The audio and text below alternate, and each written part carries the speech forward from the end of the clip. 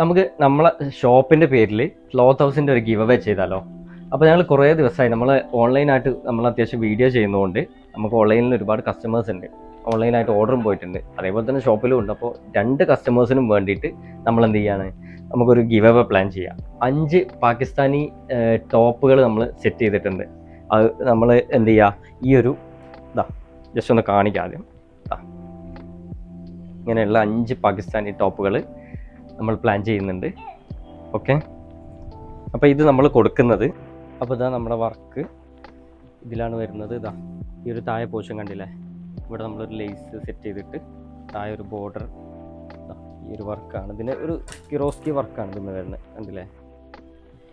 പിന്നെ ഇതാ കയ്യിന് വന്നിട്ടുള്ളത്, അതുപോലെ തന്നെ ലേസ് കയ്യിനും സെറ്റ് ചെയ്തിട്ടുണ്ട്.